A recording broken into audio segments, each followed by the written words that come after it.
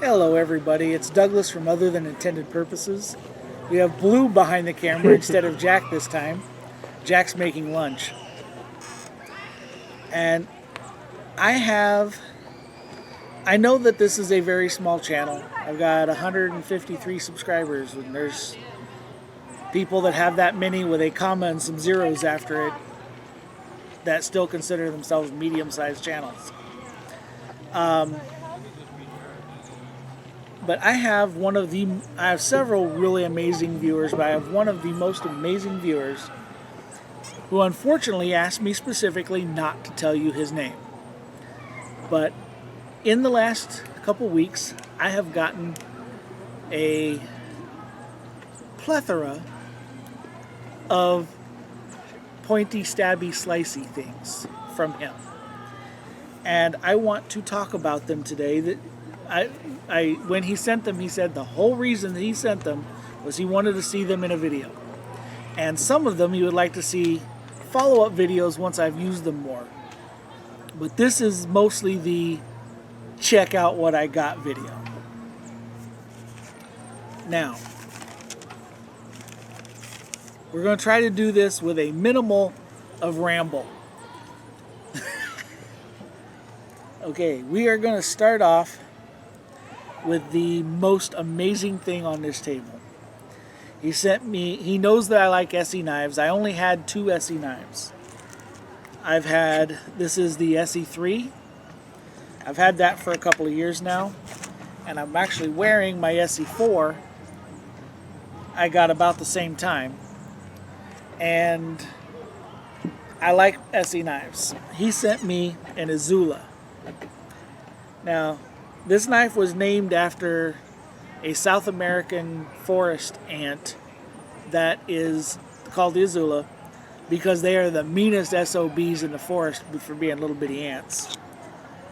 But this is the SE Azula. And these are made in America. They're an SE. It's an Azula 2. The Azula 2 is a half an inch longer in the handle and comes with scales. And Azula, half an inch shorter, and it's skeletonized. It just has the metal. This is a full tang knife. The scales are removable. They are canvas micarta. And I have huge hands, and the handle just disappears in my hand, but I do actually feel like I have a good grip on that, which is kind of amazing because mostly small knives I don't feel that way about. So that's the first thing that was in the package. You're thinking, wow, that was only one thing. That was first thing in the package. The second thing in the package was this Victorinox Swiss Army Ranger Grip 78. Oh, the Azula. If you're interested in the Azula 2, it sells for $73.73. Cool, that's a good number. It is 6 3/4 inches long with a 2.63 inch blade, 1.56 inches thick on the blade, 1095 high carbon steel. Without the sheath, it is 3.2 ounces. Has a full flat ground. That's the Azula. The Swiss Army knife that was in it. This thing is freaking cool. You know, we're going to talk about this one last because I actually wanted to show you some of the things this can do. It's badass. So the next thing, this is a Rough Rider with red jig bone scales, and it's got a really nice sheep's foot blade. It is 440A stainless steel. But it's a friction folder. It's an old-fashioned friction folder. But what's amazing about this knife is it has a marlin spike. Sorry, I had a brain fart. Why is a marlin spike cool? I don't know. Why is a marlin spike cool? Oh, they're cool. They were actually created by sailors a couple of 100 years ago, and they would wear them around their neck because when their ropes would get knots in them, that would be difficult to untie. Dang it. Jack, or can you find the short piece of paracord that's not in a donut? When they would get knots in them, they would get wet or they'd get pulled too tight, they'd be really tough to untie. You could shove this spike into the knot. It was a hunk of, yeah. So you got this paracord here, or you got any kind of a rope, and it's got a nasty little knot in it. That's going to be really hard to untie. So what you can do with this is you put the point into the knot and you work it in.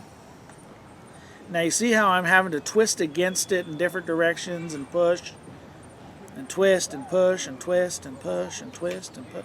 I tied that really fucking tight. Watch my language. I need to do that. I need to be more cautious of that. It upsets people when I talk. So you push this in and you can loosen up that knot. But like I said, to get that pushed in and loosened up, I'm having to push and twist in all different kinds of directions.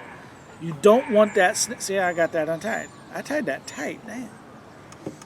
So the marlin spike locks. And the way that it locks is it's got this cam bar on it, and you actually pull down on that, it lifts up the locking mechanism and you can close it. So that's not just for a lanyard, that's actually the unlocking bar. So yeah, it snaps in place and that's locked. Grab that and it unlocks. That's pretty dang cool. Next thing that was in the box. This was a goodly sized box that he sent me. This is a Kershaw Gesundheit portal. Now, sometime between when he bought this and when I got this, these are discontinued. There are a few places that still have them. Smoky Mountain Knife Works had one for $35. But these are, it's an assisted open slick. It has a 3.3 inch 4CR14 stainless steel blade with a stone wash on it. It came out of the box razor damn sharp. I need to run across the strap because I've been cutting things with it since I got it. But it is a liner lock, and see there's some resistance in that because it's a assisted opening. It does have a reversible belt clip, pocket clip, but it is only tip up. There's no drilled out for the pocket clip on the top. Some of these knives, I'm going to be doing better reviews on them. This is just something that I normally don't do, which is an unboxing. But I just wanted to group them all together because I wish I could tell you his name. Was such a great guy sending them to me. This next thing is actually made by Zippo. And when I took it out of the packaging, I destroyed the packaging because this thing came in really thick, hard to get open packaging. And I wound up slicing the paper that it came with into some interesting snowflake shapes, trying to get this thing out of the box. And what this is, we're going to start with the small side. We've got the tiniest little saw you ever seen. Now, I was thinking to myself, what would a saw that size be good for? Maybe cutting notches. So, got a saw. Good. We have got, it is made out of metal and you're supposed to carry it, so there is a bottle opener on it. And a little screwdriver.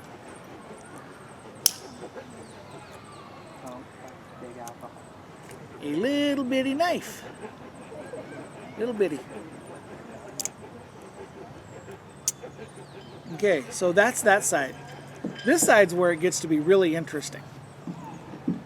You open this up. Hey, Blue, find me a stick about that long, about the size of my thumb. You open this up, and it kind of looks like a cheese grater, but it's really heavy duty, and it's got the teeth on it, and the cheese graters don't have teeth like that. But this is for making tender.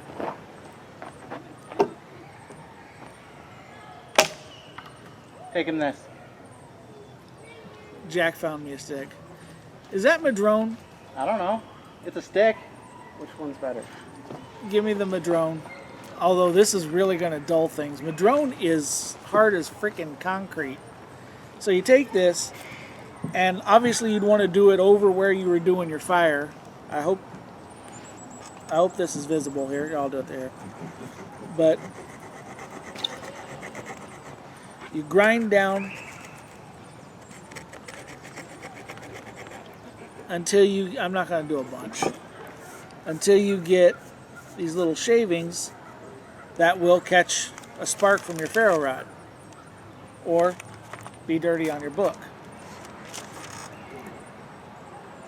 But once you've done that and you get your little pile together, if you ain't got a ferro rod, you flip out this end and you've got that landed right on the freaking crease of my finger. You got sparks. So it's a Zippo little fire tool. And I'm going to keep this in one of my kits because that is a handy little fire tool. I like that. The last thing we're going to talk about before we get back to that Swiss Army knife, because it deserves a little more attention. He sent me this Fremont Knives Farson's blade. Now, a few years back, some archaeologists in Wyoming, yes, there are archaeologists in Wyoming, found an old Indian village, and one of the things they found was a stone napped out tool that looked like it was used for everything. And so Farson's blades recreated that, and that's this. Now, from here to here, whoa, don't touch this end, this is the blade. From here to here is 6 inches. From here to here is 3.1 inches.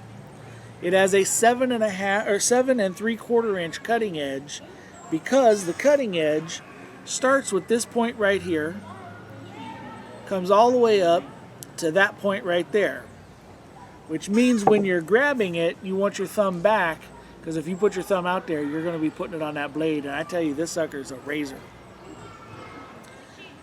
I have been cutting things up. Now this works really good for like cutting like food, you know, carrots, sausages, stuff like that. It works kind of like an ulu in that because you got the rocking motion. But because of the shape of this and this having a blade all the way around, as someone who has hunted for their dinner more than once in their life, I see this would be one hell of a skinning knife. Because you've got really good control and you could get in there and do good long curved sweeping separations. This would be really good for skinning. For wood processing, can you turn the camera so that I can do this not on me? Especially with manzanita, I don't want it all over my... Can you see me? Just a second. And stick is center frame. Yeah. It's a little bit awkward when you're first trying, but after a minute you can kind of get the feel of it.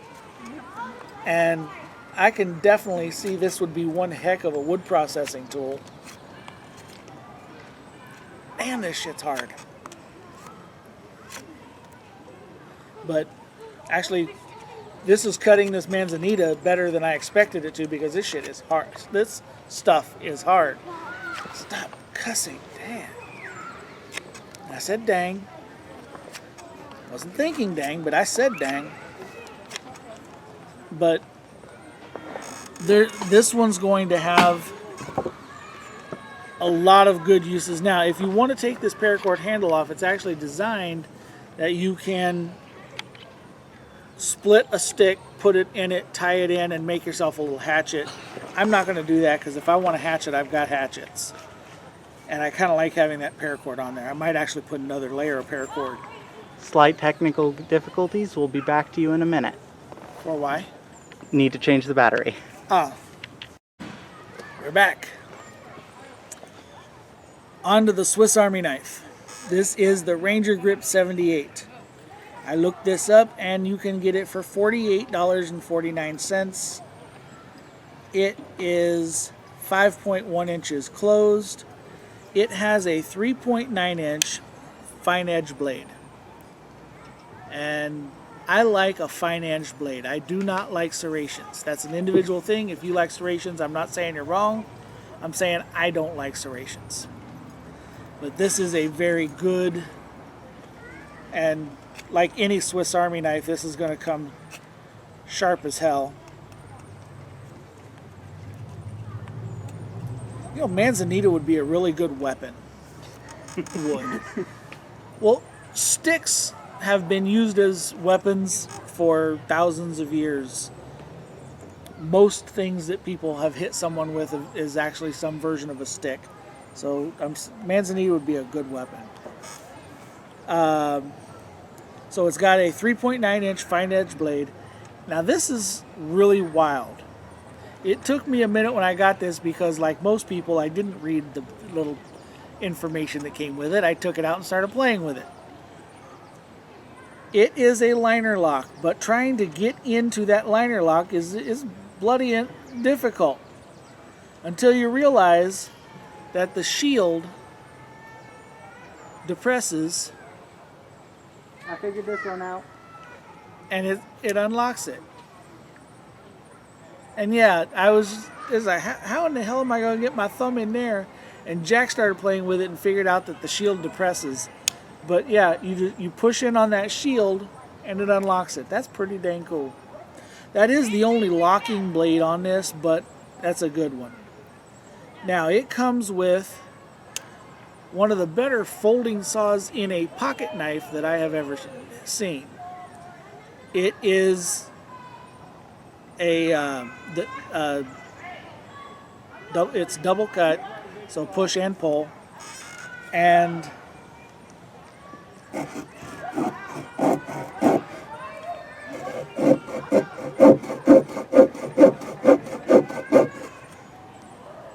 again, this is some hard ass wood, and that just tore into it. This is a very good. There's an unhappy child over there on the. We're back in Sequoia Park. That was the same place I was telling you about last time we were here. Now it's also got, because it has things that open up, it has a bottle opener on it and a screwdriver. And they call that a wire stripper, but you know, I'm old-fashioned. I use the blade cutter around the thing and then pull it off. I'm hoping that doesn't show up on the video. I'm going to do this last one last because, or I'm going to do that one last because on this side, you've got a full Phillips number 2 screwdriver.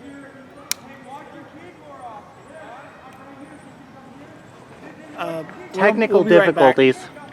Environmental difficulties over. Okay. I made a identification faux pas. I think at some point I did say Madrone. Then I switched to saying Manzanita. This is Madrone. Madrone is much harder than Manzanita is. But yeah, this is Madrone. It is one. Both of those grow in this area, but this is Madrone. So, the next to the last tool on this is a sewing awl. Now this would be really good for boring holes. Okay, this would be good for boring holes and things like that. But the thing that this is really made for is for sewing through thick canvas and leather. And what changes it from being just an awl to a sewing awl is that little hole right there. Now, if you've ever sewn leather, you use 2 pieces of string or twine or thread or sinew, whatever you're using to sew it, you use 2 pieces. And, well, actually, it's the 2 ends. And you put it through and then pull it back through so that you have the 2 ends that are locked in. You push this through with one end through this, and when you push it through, it makes a loop, and you pass the other end through that, and then you pull it back through. So that's what that's for. I did not describe that very well. I've done it. I can do it. I describe it terribly. Why did I just put a can of chicken here? Because I'm hungry and it's lunchtime, which means I have not tested this yet. I'm going to test the can opener because not all can openers that look like this work the same. The one on my Leatherman tool works really good, so if this doesn't work, I'm covered, but I want to see how good this is because I like this style can opener. I started using them when I was in the Army, the P38s. It's the same idea. You hook it on there and you push it through, and you just walk it around. There we go.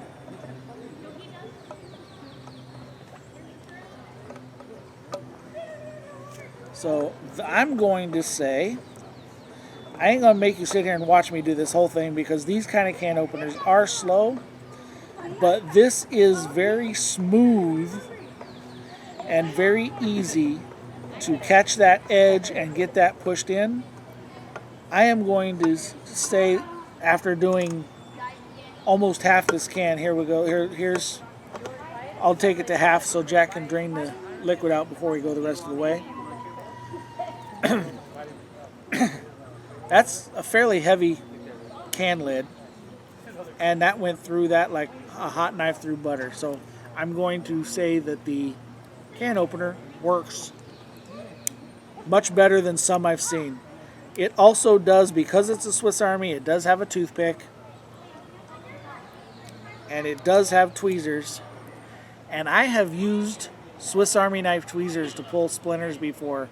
They're not bad. They're not the best in the world, but they're better than nothing. And they ride right there. So, Ranger Grip 78. We will get a full video on this at some point.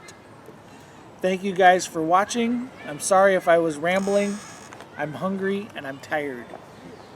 So, get out in the woods, enjoy yourself, practice with your tools, and be safe. Bye.